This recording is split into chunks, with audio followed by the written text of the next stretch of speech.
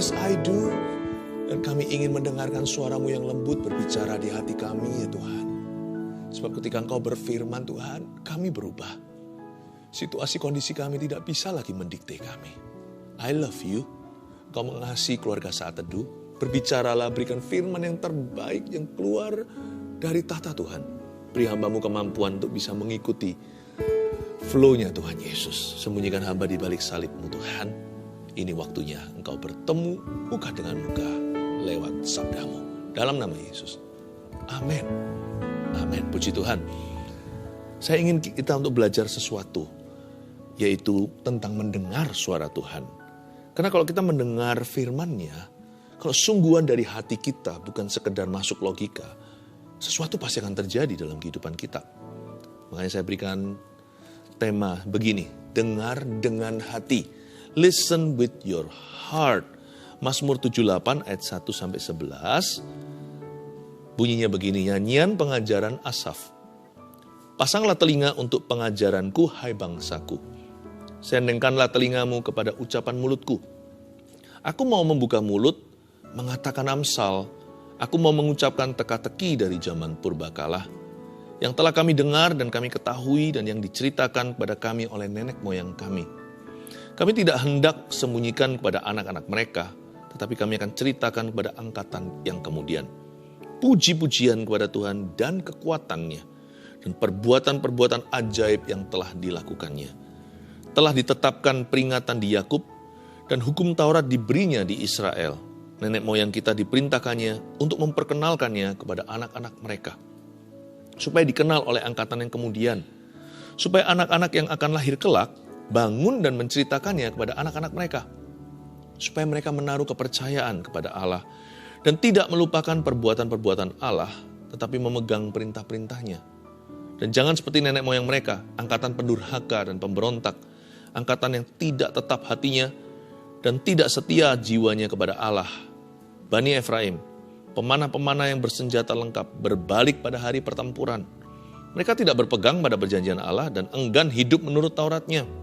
Mereka melupakan pekerjaan-pekerjaannya dan perbuatan-perbuatannya yang ajaib yang telah diperlihatkannya kepada mereka. Nggak usah dibuka, tapi di Roma 10:17 bunyinya iman timbul dari pendengaran. Pendengaran oleh firman Kristus. Di Saat Teduh bersama hari ini saya akan ajarkan praktisnya gimana sih mendengarkan Tuhan secara seksama sehingga kita tidak ketinggalan apa-apa. Jangan sampai kita kelewatan firman. Kalau berita masih bisa diulang, apalagi zaman sosial media, zaman media. Apa yang sudah diupload, diunggah, kita nikmati nanti, nggak usah live-nya. Tapi kalau Tuhan sedang berbicara sekarang, detik ini kepadamu, itu nggak akan terulang.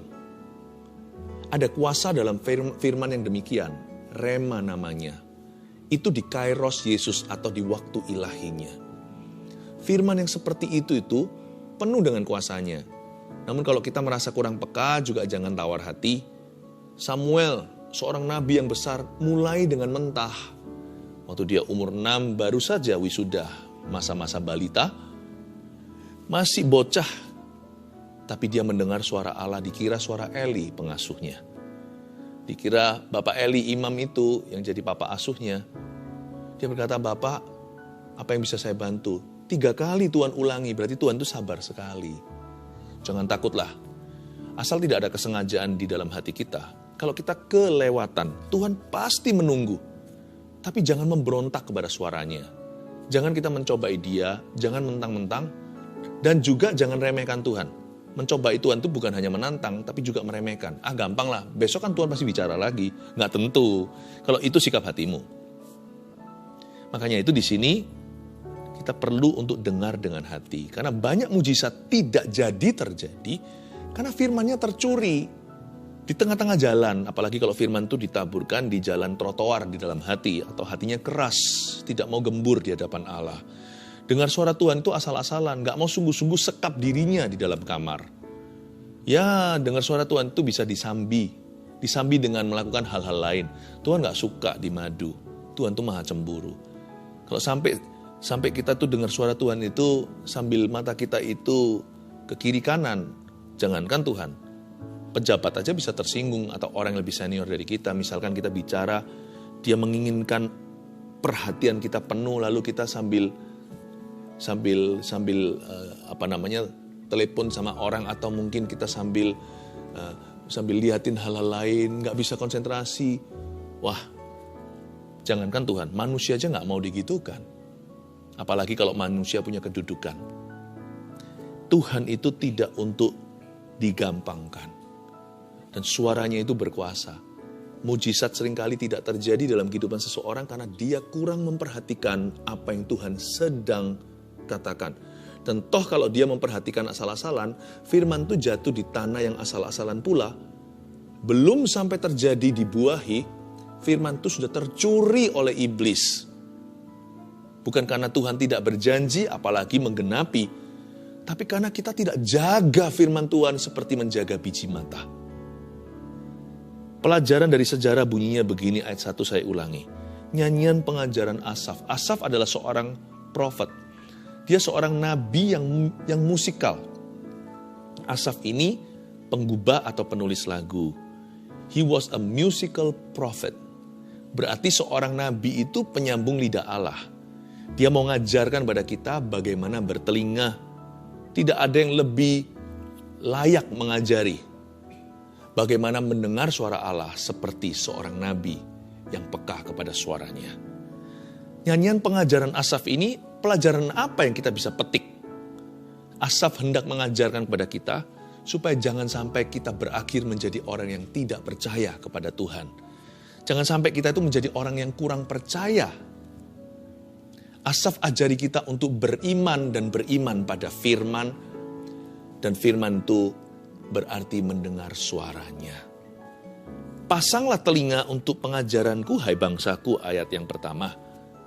Sendengkanlah telingamu kepada ucapan mulutku. Telinga kok dipasang? Telinganya sudah ada di sini, di sisi kepala. Bukan hanya 1, 2 lagi.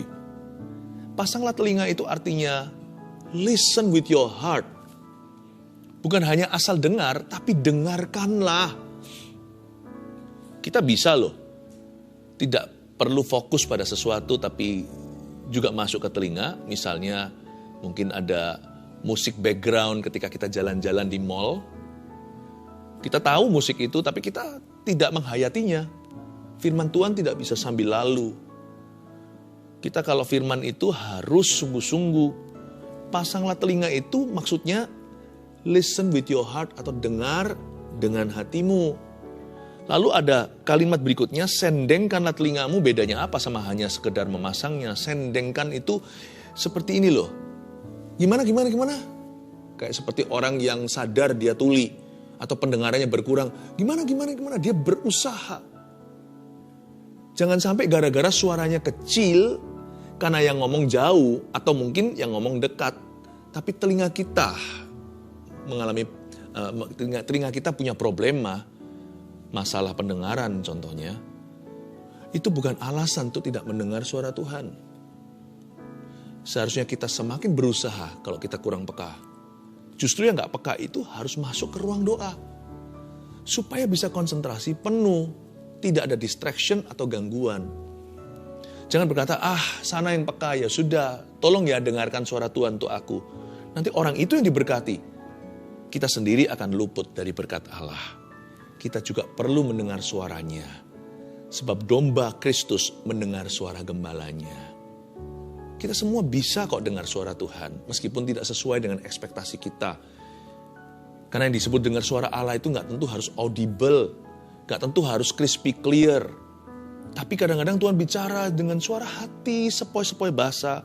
Tapi kalau kita sendengkan telinga, pasti ada tuntunan Allah.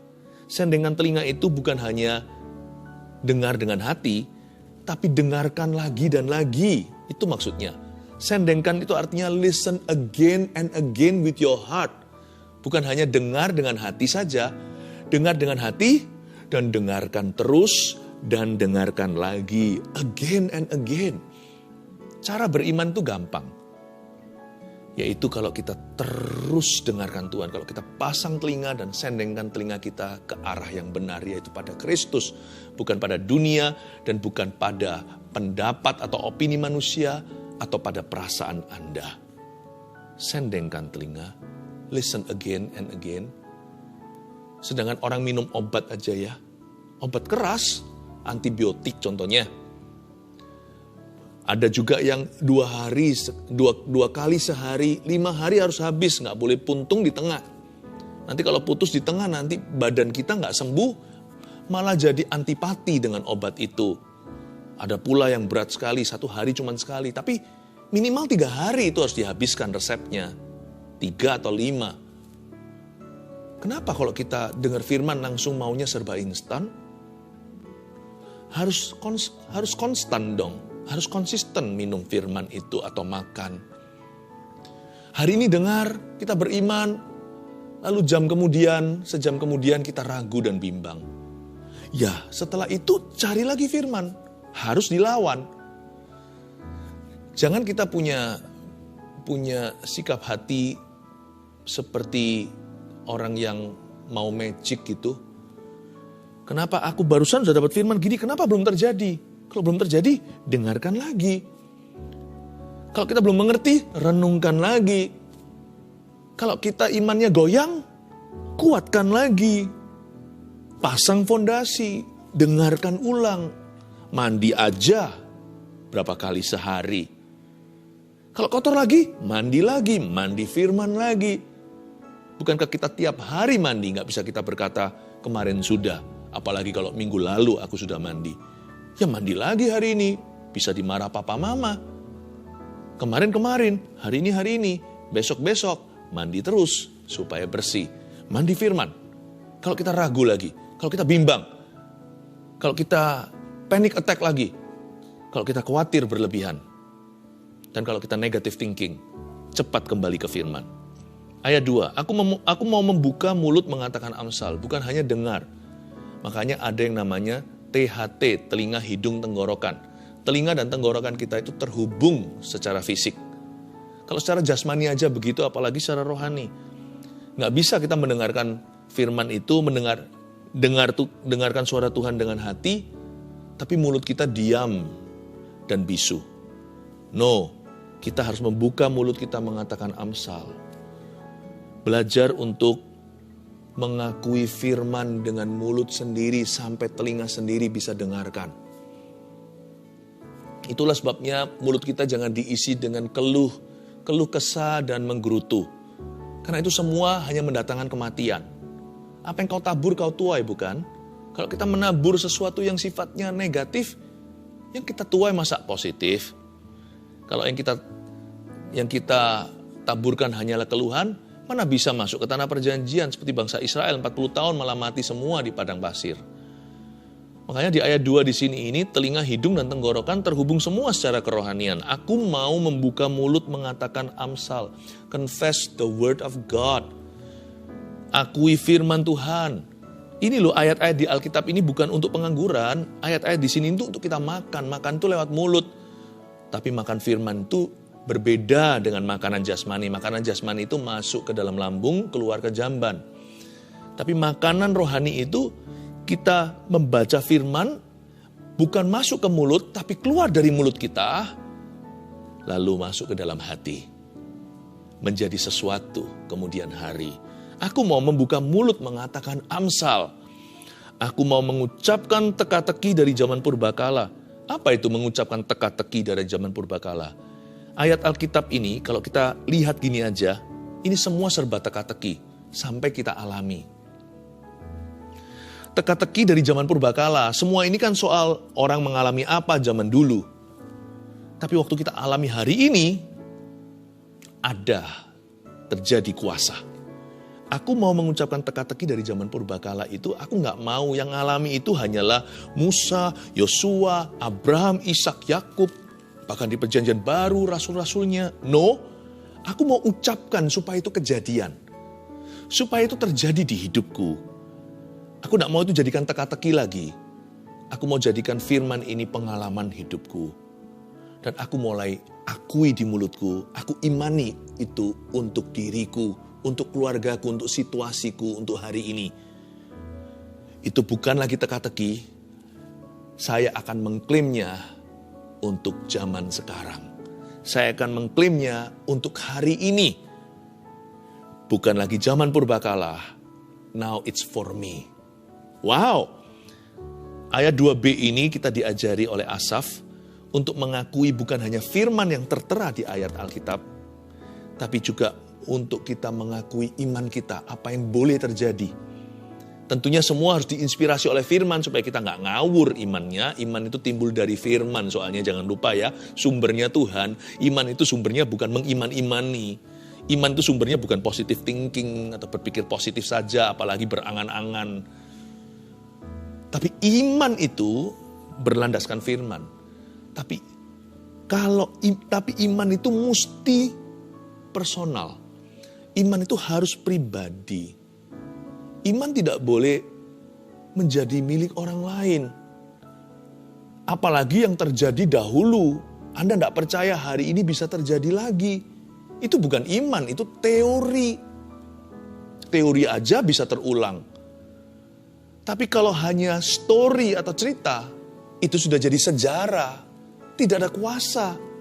Tapi ketika Anda akui, diinspirasi firman memang iya, tapi Anda akui misalkan seseorang sakit berat, dan bahkan mungkin secara medis sudah tidak ada harapan.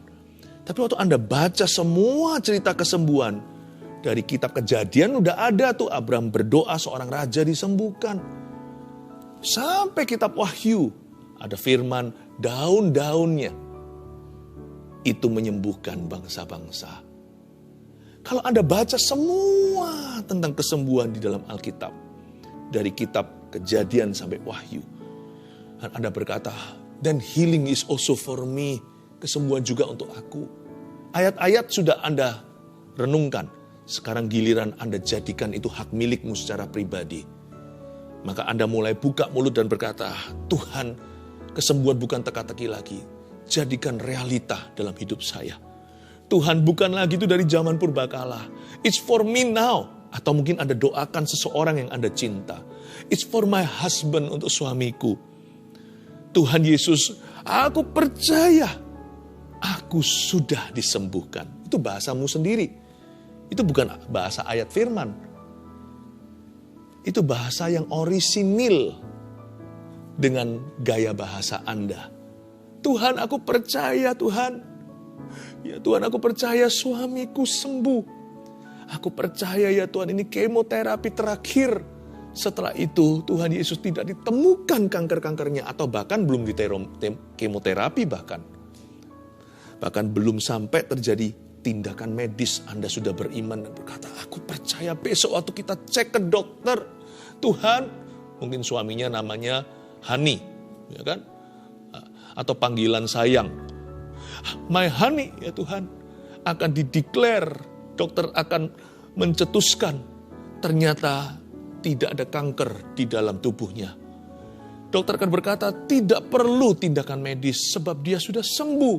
Ini loh hasil yang lalu, ini hasil yang sekarang, entah apa yang terjadi. Kalau dokter berkata begitu, angkat tangan dan berkata, aku tahu apa yang terjadi. Imanku menyembuhkan dia. Memang Yesus yang menyembuhkan. Tapi berkali-kali di kitab Injil, ketika seseorang disembuhkan karena beriman pada Tuhan, Tuhan lemparkan mahkotanya ke orang itu untuk menguatkan imannya.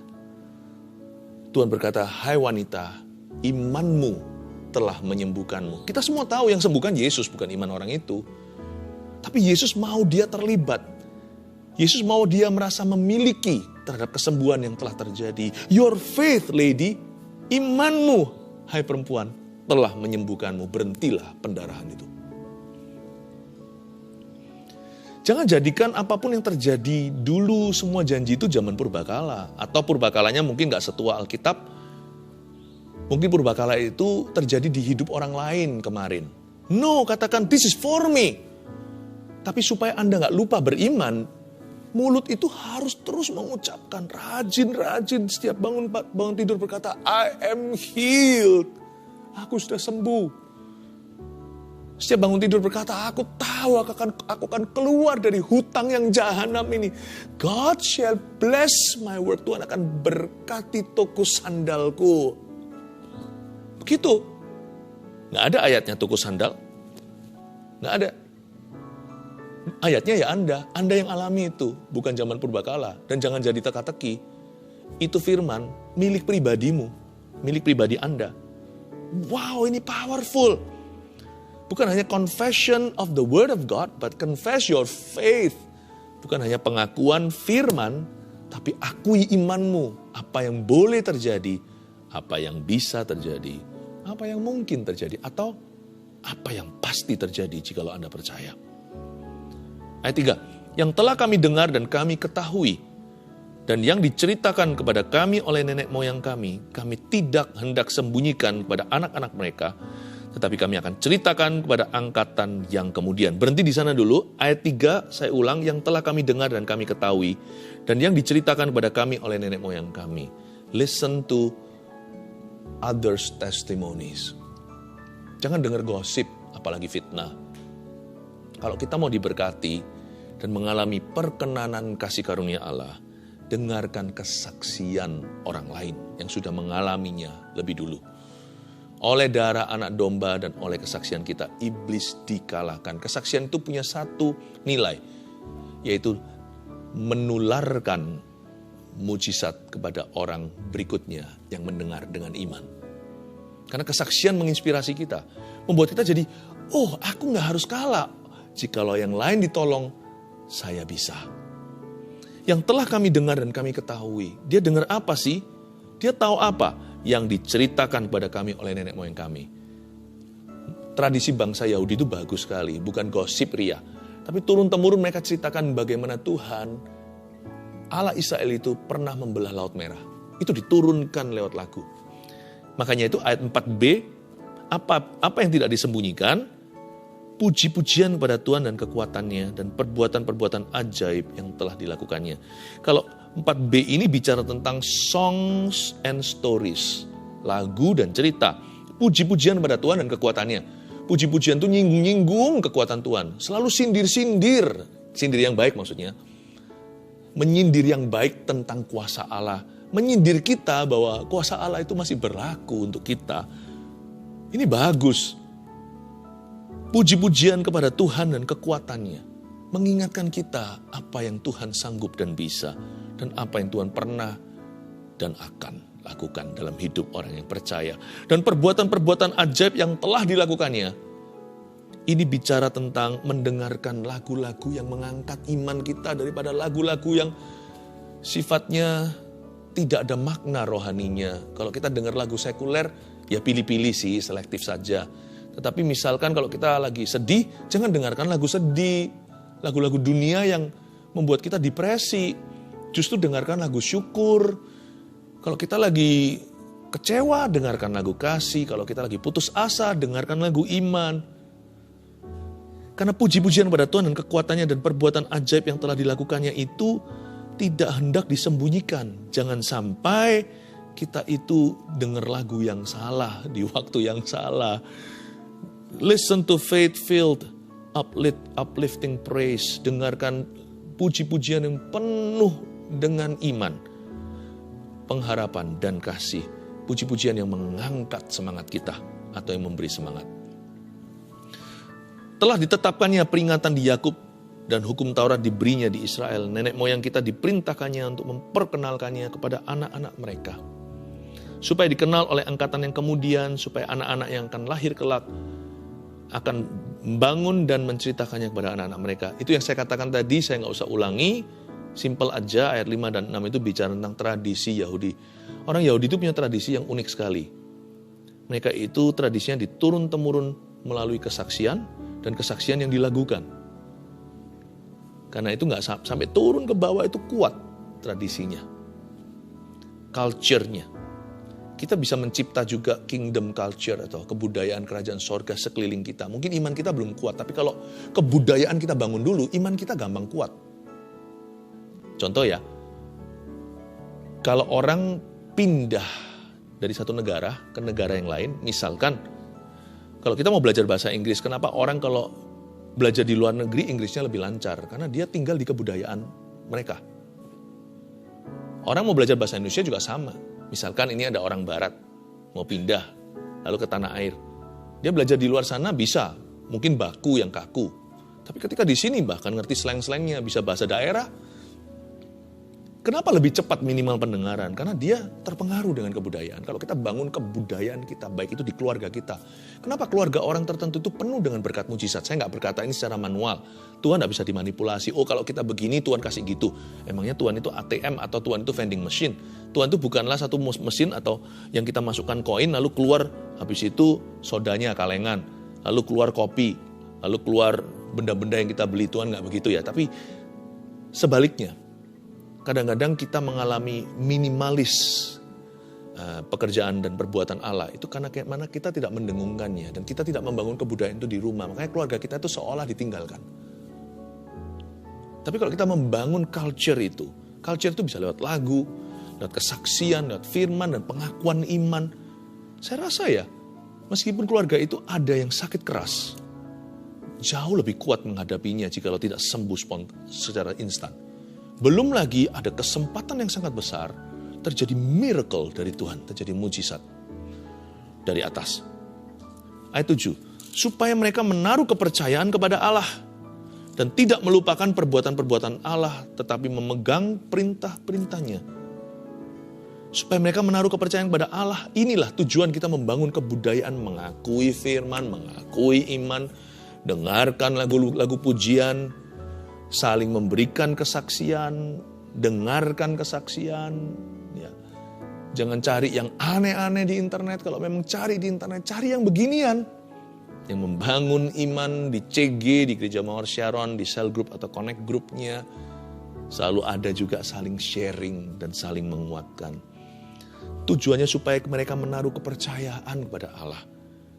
Pelajaran berharga di sini dari Asaf adalah supaya jangan sampai kita menjadi golongan orang-orang yang tidak percaya atau kurang percaya, tapi supaya kita punya iman pada Allah yang hidup.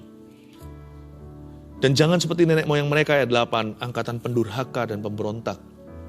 Angkatan yang tidak tetap hatinya dan tidak setia jiwanya kepada Allah. Lihat itu ada 2 kalimat di sini, tidak tetap dan tidak setia. Ini bukan orang yang meninggalkan Tuhan, tapi orang yang goyah. Ya iyalah, kalau dia nggak ngakui begitu, minum pil sekali maunya dapat segala sesuatu. Dia nggak tetap hatinya, karena dari awal dia nggak pernah masukkan firman itu sungguh-sungguh di hati. Kalau dia dengar, dia nggak dengar dengan hati. Dia dengar itu cuman jadikan Yesus sebagai salah satu opsi. Dan bukan hanya itu, setelah dia dengarkan, dia juga nggak tetap. Misalnya kita makan sesuatu yang dibacem, bumbunya terasa. Itu kadang-kadang ya berjam-jam direndam. Nggak bisa dicelupin sekali makan gitu, dalamnya masih hambar, masih anyep. Tapi kalau kita masukkan itu, maka meresap itu semua bumbu ke dalam. Ada juga sup yang dimasak itu 20 jam. Itu terasa semua, sampai semua tulang-tulang ayamnya itu jadi lembek semua. Sarinya, ya kan? Itu sudah sangat thick atau sangat kental. Kenapa tidak tetap? Karena sekali langsung mentas. Nggak pernah bisa beneran berenang. Dia nggak berlama-lama berendam. Tidak setia jiwanya kepada Allah. Cabut pergi. Tanam cabut. Seperti orang kalau tertanam. Dalam gereja juga tanam cabut, pindah-pindah juga nggak akan bisa bertumbuh. Apalagi sama firman. Sebentar iya, sebentar gini, sebentar gitu, sebentar gini. Nggak bisa. Kalau firman ya firman sungguh-sungguh. Cari Tuhan tuh nggak ada plan B. Meskipun yang saya maksudkan plan B di sini tentunya bukan berarti kita tidak melakukan tanggung jawab kita ya. Hanya Tuhan. Karena Tuhan itu gak hanya. Segala sesuatu itu dalam Tuhan. Jadi setelah kita berdoa, kita berusaha dan bekerja. Jangan menunggu ketuk pintu, ada orang amplopin. Kalau kita sakit, kalau memang kita perlu ke dokter, pergi ke dokter. Jangan takut, karena semua mujizat Allah pun akan lulus verifikasi mereka. Bani Efraim pemanah-pemanah yang bersenjata lengkap berbalik pada hari pertempuran. Mereka tidak berperang pada perjanjian Allah dan enggan hidup menurut Tauratnya. Itu loh, orang kalau lemah imannya, tidak setia, tidak tetap, mereka akan berbalik dari pertempuran. Retreat from warfare. Hidup ini pasti ada peperangan rohani, tapi orang yang tidak tetap dalam firman, karena mereka nggak pernah dengar dengan hati, orang seperti ini, hadapi satu rintangan aja langsung lari. Langsung kecewa, langsung putus asa, langsung give up, langsung menyerah. Mereka melupakan ayat 11, mereka melupakan pekerjaan-pekerjaannya. Ini dia pikun rohani yang harus dihindari. Mereka melupakan pekerjaan-pekerjaannya dan perbuatan-perbuatannya yang ajaib yang telah diperlihatkannya kepada mereka. Ini yang saya sebut dengan jenis ketidakpercayaan yang paling parah. The worst kind of unbelief. Ya. Tipe-tipe ketidakpercayaan yang paling buruk itu apa? Melupakan pekerjaan dan perbuatannya, melupakan janji Tuhan. So that you will not forget, akui terus, supaya kita nggak lupa terus pengakuan iman, pengakuan firman, sampai telinga kita itu loh, terus diingatkan, supaya hati kita terus diisi dengan testimoni, dengan kesaksian, diisi dengan pujian, apalagi Tuhan bertahta di atasnya. Masukkan dalam hati, bacem dirimu dalam janji. 3 poin, dengar dengan hati. Nomor 1, dengarkan pengakuan firman dan iman dari mulut sendiri. 2, dengarkan kesaksian dan pujian yang membangkitkan iman. 3, dengarkan berkali-kali, semua yang di atas tadi, dengarkan berkali-kali agar tidak lupa untuk beriman. Karena orang yang lupa, tiada obatnya. Ayo dengar dengan hati, apa yang Anda imani hari ini? Saya minta Anda untuk mendengungkannya. Mari kita sama.